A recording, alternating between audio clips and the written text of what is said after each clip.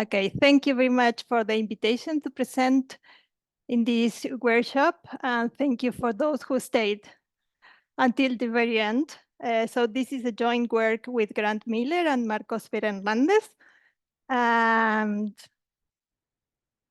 okay, the aim of this paper is to estimate how current health behaviors respond to changes in future wealth. And at the more general level, we want to show empirically how economic development promotes good health and longevity. So to do this, we use a public pension reform introduced in 1981 by the Chilean government that created an exogenous kink on the cohort pension wealth profile. And we found that greater expected pension wealth, in fact, increases the use of medical services for men in Chile. That was the summary of all the presentation. Now, next, let's go in depth with the motivation of this work. So the result we found is consistent with the prediction of some standard economic models, but not with others. On one hand, the life cycle and permanent income hypothesis suggests that the link between long-term economic growth and population health improvement may be strong. A forward-looking decision maker may think that the utility derived from an extra year of life is greater because additional material resources will allow him to afford higher consumption. And following this reasoning, this individual will take better care of his health today to enjoy the additional consumption in the future. But on the other hand, the behavioral economics literature suggests that the decision-making process related to long-term investments may be less responsive. For example, naive present bias and biased beliefs predictors more or even no reaction at all. So whether increases in future economic resources affect current health investment is an open empirical question, and we are trying to answer that with our paper. So the contribution of our paper is first to provide new empirical evidence on the mechanisms through which economic development improves health. It differs from previous results because most of the related literature focuses on the contemporaneous link between income, wealth, and health. And there are some papers showing this forward-looking or current versus in the future outcome for child nutrition that may foster economic productivity in adulthood. Our paper is based on decisions that are made by adults, not children, and we look at the other way of the relationship between income or changes in wealth that will affect in the future health investments. And okay, we think we also are complementing other empirical evidence literature on the effect of pension reforms on economic outcomes, such as labor market, retirement decisions, consumption and savings.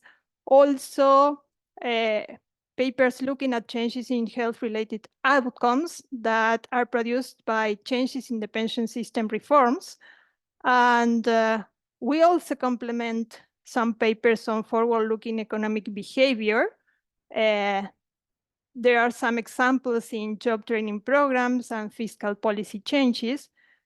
And lastly, we also complement the literature that measures probabilistic beliefs and subjective expectations. And you can find examples in the financial literature and the insurance markets literature. So going back to what we do, as I said before, we exploit for the identification of the causal effect a change in the Chilean pension system. Until 1981, Chile had a tax finance pension system with defined benefits for formal workers. And this was changed because it entered in a really huge financial crisis and also was really seen by the public opinion as a really bad system. So in May 1981, it was replaced by a defined contribution system where affiliates contribute into individual accounts that earn a market-based rate of return and are managed by pension fund administrators. So since May 1981, all new formal sector workers are mandated to enroll in the new system. So we call fully exposed individuals to those who were born in May 1963. This is because the legal working age in Chile is 18 years old. In May 1963 or later, you are fully exposed to the defined contribution system, while existing workers opted between switching to the new regime and receive a compensatory payment, call it a recognition bond, that is at the heart of our identification strategy. And this bond transferred past contributions from the DB system to the DC system. We call it partially exposed individuals, were born before May 1963, and the take-up was around 70%.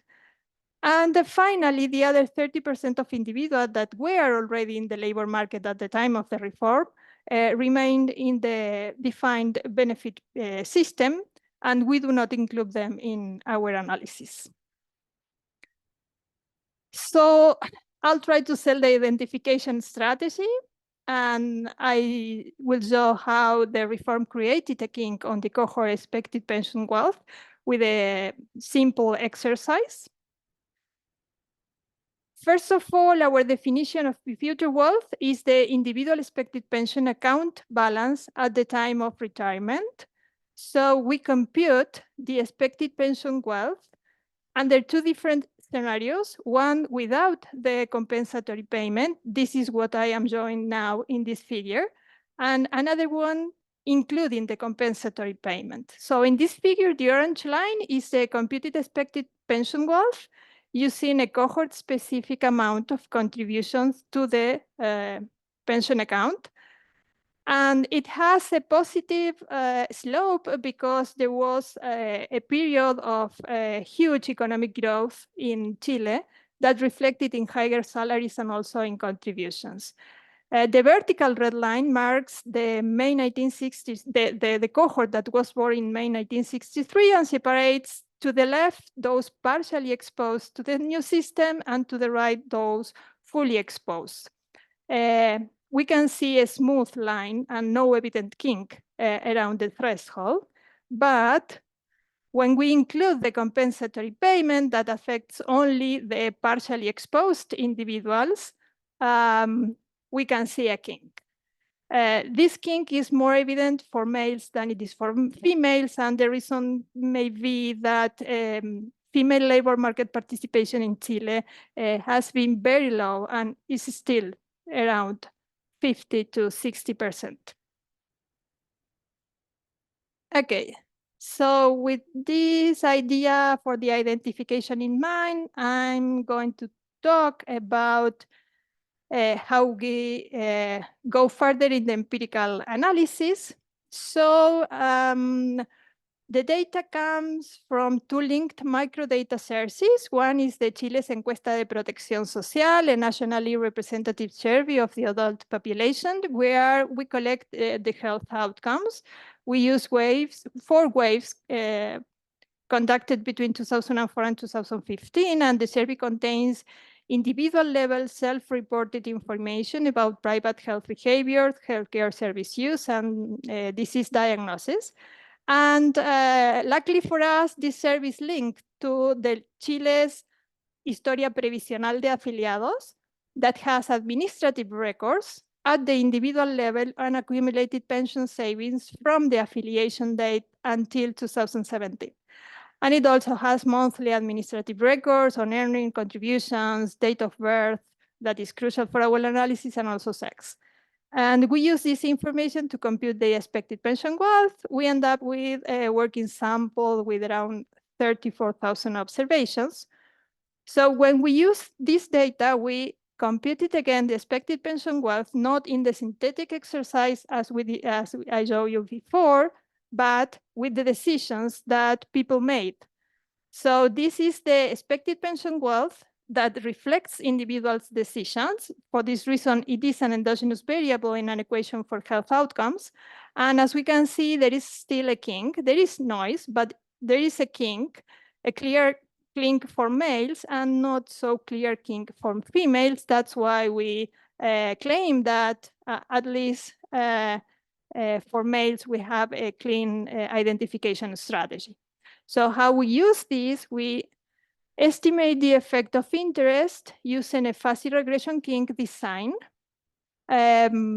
Consistent and valid inference rely on the validity of assumptions that can be tested in the data. So first, we need to show the existence of the discrete change in the slope of the expected pension wealth at the cohort that separates individuals fully and partially exposed to the new pension system. I showed you before graphically, but we also tested parametrically.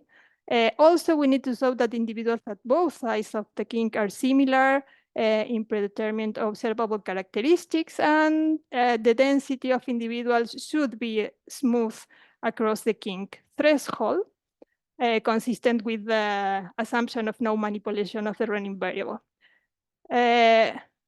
We found all the expected results on this, and I will be happy to show them, but for the sake of time, let me show you the final results. So we first consider how the use of specific health services responds to an increase in expected pension wealth. This table shows the fuzzy regression kink design estimates that we've done parametrically. It's an IV approach. So first we have the estimate, standard errors, since we are using IV, some robust confidence set, F-stats for the first stage, sample size, the mean of the outcome, and finally, how the change, the coefficient, relates with the mean of the outcome in a percentile change approximation effect. So an increase of $1,000 in the expected pension wealth is approximately 1% increase in the pension account balance at the time of retirement. So this number here, 0.95, reads as follow: a 1% increase in the expected pension wealth implies an increase in the probability of getting a screen for hypertension in almost also 1%. Similarly, we looked at diabetes, cholesterol, prostate, similar results for diabetes and cholesterol, and a bit higher result for prostate check. Also, there is an increase in the probability of visiting the doctor and getting the vaccine for influenza. We also summarize the results in an index following Anderson 2008. So until this point, we have that increasing the expected pension wealth increases health investment. And then we looked at diagnostic conditions, because long-term health investments can increase longevity at older ages through better detection of underlying chronic diseases. So we look at diabetes, hypertension, heart disease, kidney failure, no result. And this reads as follows: a 1% increase in the expected pension wealth increases the probability of being diagnosed with hypertension by 3.3% each. 3.9 for diabetes, 5.1 for heart disease. So the last result I want to share today, this is the latest analysis we've introduced in the paper. We wanted to see if the positive effect of wealth increases on health investments is also reflected or translated somehow in mortality data. So we did a survival analysis using Chile's mortality and population census data. We estimate models to predict the probability of dying, and we imposed the kink in the model, and we found a higher probability of mortality by age for cohorts partially exposed compared to those fully exposed. So there is a translation in a lower probability of dying for those fully exposed, that is those who have a higher expected pension wealth by age. And this is the plot, coefficients, and the lines in red are for those partially exposed older cohorts. The blue are for those fully exposed, and as you can see, there is a difference, statistically different result between both until the age of 57, more or less. So to conclude, we find that greater expected pension wealth increases the use of medical services by men, and this is consistent with forward-looking behavior that can be framed within the life cycle and permanent income hypothesis. And thank you. I'm looking forward for the discussion and comments.